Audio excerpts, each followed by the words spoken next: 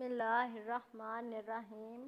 بے شمار حمد و ثنا اللہ تبارک و تعالیٰ کے لیے جو تمام جہانوں کا مالک ہے، اور لاکھوں کروڑوں درود و سلام نبی دو جہان صلی اللہ علیہ وآلہ وسلم پر۔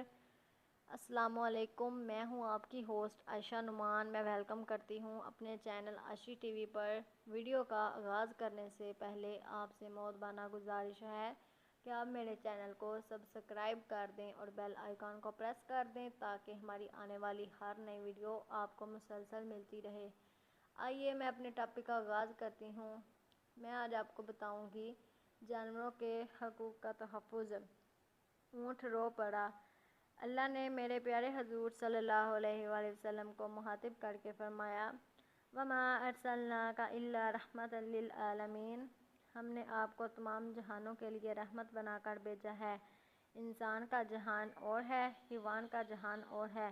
میرے حضور صلی اللہ علیہ وآلہ وسلم انسانوں کے لیے تو رحمت ہی ہیں، حیوانوں کے لیے بھی رحمت ہیں۔ آئیے حیوانوں کی دنیا میں بھی حضور صلی اللہ علیہ وآلہ وسلم کی ہمدردی کے نظارے کریں۔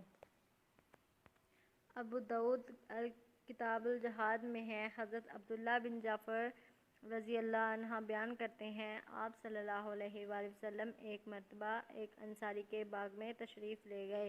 وہاں ایک اونٹ تھا۔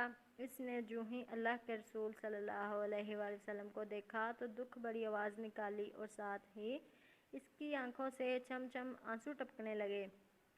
اللہ کے رسول صلی اللہ علیہ وآلہ وسلم اس کے پاس چلے گئے، اس کے سر پر پرشفقت سے ہاتھ پھیرا اور وہ خاموش ہو گیا۔ اب کہ آپ صلی اللہ علیہ وآلہ وسلم نے یہ پوچھا، یہ اونٹ کس کا ہے؟ اتنے میں ایک انصاری جوان بھی آن پہنچا۔ وہ کہنے لگا، جی یہ میرا ہے، اے اللہ کے رسول صلی اللہ علیہ وآلہ وسلم۔ اس پر آپ صلی اللہ علیہ وسلم نے اسے ڈانٹ پلاتے ہوئے کہا، اللہ نے تجھے اس اونٹ کا مالک بنایا ہے، تجھے اس حیوان کے بارے میں اللہ سے ڈر نہیں لگتا؟ اس نے ابھی میرے پاس شکوہ کیا ہے، تو اسے بھوکا رکھتا ہے جبکہ مشقت پوری لیتا ہے اور اسے تھکاتا ہے۔ ابو داؤد کتاب الجہاد میں ہی ایک اور حدیث ہے۔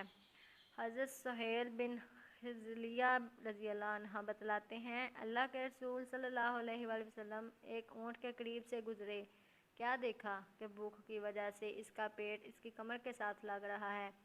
اس پر آپ صلی اللہ علیہ وآلہ وسلم نے ایسے لوگوں کو مخاطب کر کے فرمایا، اتقوا اللہ فی ہذہ البہائم المجأمۃ فارکبوہا صالحۃ وکلوہا صالحۃ۔ ان بے زبان جانوروں کے بارے میں اللہ سے ڈر جاؤ، ان پر سواری کرو تو اچھے انداز سے، انہیں چارہ کھلاؤ تو بہتر طریقے سے۔ لوگو، میرے حضور صلی اللہ علیہ وآلہ وسلم اس قدر سراپا رحمت اور ہمدرد ہیں کہ اونٹ بھی میرے حضور صلی اللہ علیہ وسلم کو اپنے دکھڑے سناتا ہے، اور جو نہیں سناتا اس پر بھی میرے حضور صلی اللہ علیہ وآلہ وسلم کی نظر پڑ جاتی ہے۔ تو قیامت تک کے لیے ان جانوروں کے ساتھ حسن سلوک کا حکم دیا، سواری کرنے میں بھی حسن سلوک کا حکم اور چارہ ڈالنے میں بھی حسن سلوک کا حکم۔ سواری کرو تو اس کی استطاعت کے مطابق مسافت طے کرو تو اس کی ہمت کے مطابق، اور اسے چارہ بھی ایسے چراؤ تو اسے رجاؤ۔ حضرت ابو ہریرہ رضی اللہ عنہ بتلاتے ہیں، اللہ کے رسول صلی اللہ علیہ وآلہ وسلم نے صحابہ کو تلقین کرتے ہوئے فرمایا، جب تم سرسبز و شاداب علاقوں میں سفر کرو تو اونٹوں کو ان کا حق دو، اور جب تم بنجر و ویران علاقوں میں سفر کرنے چلو تو چلنے میں جلدی کرو۔ اللہ اللہ، میرے حضور صلی اللہ علیہ وآلہ وسلم کی ہمدردی تو دیکھو۔ ارے انسانوں، تمہارے سامنے لذیذ کھانا رکھا ہو اور تمہیں کھانے نہ دیا جائے تو تم پہ یہ کیا گزرے گی؟ جانوروں پہ بھی یہی کیفیت گزرتی ہے۔ لہٰذا میرے حضور صلی اللہ علیہ وآلہ وسلم فرماتے ہیں کہ جب سرسبز و شاداب علاقوں سے گزرو تو اونٹوں کو ان کا حق دو، یعنی ان کو چرنے کے لیے چھوڑ دو، انہیں پیٹ بھرنے دو، کھانے کے مزے ان کو بھی لینے دو، اور جب ویران علاقہ ہو تو جلدی سے گزر جاؤ۔ ایسا نہ کرو کہ اپنے دسترخوان سجا کر بیٹھ جاؤ، کھاؤ پیو لیٹ کرو اور اونٹوں کے لیے کچھ نہ ہو، منزل ان کی دور ہو، چارہ ان کو منزل پر ملنا ہو، لہٰذا ان کا بھی خیال کرو۔ ذرا جلدی چلو، ٹائم ضائع نہ کیا کرو تاکہ بروقت پہنچو اور اونٹوں کا پورا خیال کرو۔ آئیے میں آپ کو ایک اور حدیث بتاتی ہوں اونٹ کے بارے میں۔ ابو داؤد کتاب الجہاد میں ہی ایک اور حدیث ہے۔ حضرت انس رضی اللہ عنہ کہتے ہیں، جب ہم دوران سفر کسی منزل پر پڑاؤ کرتے تھے تو ہم نماز نہیں پڑھتے تھے جب تک کہ ہم اونٹوں سے کجاوے نہ اتار لیتے تھے۔ اللہ اللہ اللہ کی عبادت کا کیا مزہ، کہ وہ کیا عبادت ہے کہ اللہ کا جانور مشکل میں ہو، اس پر بوجھ لدا ہوا ہو، اسے کھانے چرنے میں دقت ہو رہی ہو۔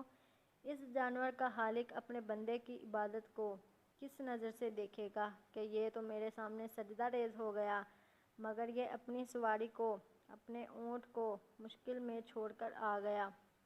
یہ ہے وہ تصور جو دیا میرے حضور صلی اللہ علیہ وآلہ وسلم نے، اور صحابہ اس پر عمل کر رہے ہیں۔ سواریوں کے حقوق کا خیال رکھا کرو۔ ابو داؤد کتاب الجہاد میں ایک اور حدیث ہے۔ حضرت عائشہ رضی اللہ عنہ بیان فرماتی ہیں کہ آپ صلی اللہ علیہ وآلہ وسلم کے پاس صدقے کے اونٹ آئے تو آپ صلی اللہ علیہ وآلہ وسلم نے ایک جوان اونٹنی میرے پاس بھیج دی۔ میں نے اس پر کچھ سختی کی تو آپ صلی اللہ علیہ وسلم نے مجھے کہا، اے عائشہ، نرمی سے کام لو، نرمی جس چیز میں بھی آ جائے وہ مزین ہو جاتی ہے، اور جس سے نرمی نکال لی جائے وہ عیب دار ہو جاتی ہے۔